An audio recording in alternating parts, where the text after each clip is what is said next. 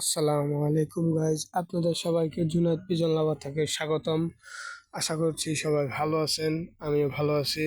তো আমার সামনে যে কবুতরটা দেখতে পারতেছেন, এই কবুতরটা হচ্ছে আমি যখন আমার নানির বাসায় কবুতর পালতাম, তখন এই কবুতর বাবারা ছিল, তখন এই কবুতরের বাবাটাকে পালতাম। তো এখন হয়তো ওই কবুতর পালি না। কবুতরটা বিক্রি করে ফেলেছিলাম আমার বড় ভাইয়ের কাছে। তো বড় ভাইয়ের কাছ থেকে চাইনা এই যে বাচ্চাটা পরে নিয়ে এসছি। ওর বাবাকে কিন্তু আমি আপনার 2022-23 সালে আমি মনে করেন এই 80 কিলো পর্যন্ত পাল্লা দেওয়া হয়েছে। 80 কিলো পাল্লা দেওয়ার পরে ওরা একটা ভালো একটা অ্যামাউন্ট পাইছি।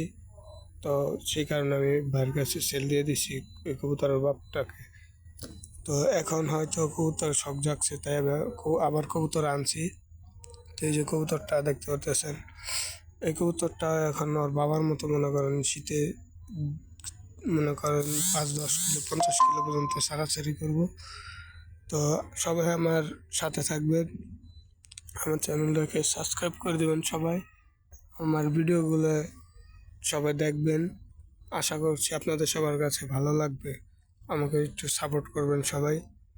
তো বেশি কিছু বলতে চাই না ভাই, এখন নতুন নতুন ইউটিউব খুলছি, তো আমার সবার সাথেই থাকবেন, আমাকে একটু উৎসাহ দিবেন। তো এই যে কবুতরটা ভালো ব্লাড লাইনের কবুতরই। এটার বাপ মা মনে করেন যে ভালোই, অনেক মনে করেন যে দূর দূরান্ত থেকে ছাড়াছাড়ি হয়েছে আর দাদা দাদি। ওই কবুতরের বাচ্চা আমি ঢাকা এক বড় ভাইয়ের থেকে এই কবুতরের ব্রিডটা সংগ্রহ করেছিলাম।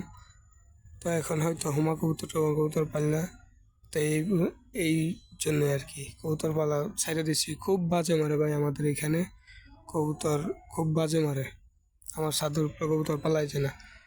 তো আশা করছি সবাই ভালো থাকবেন। তো আজকের ভিডিওটা এই পর্যন্তই।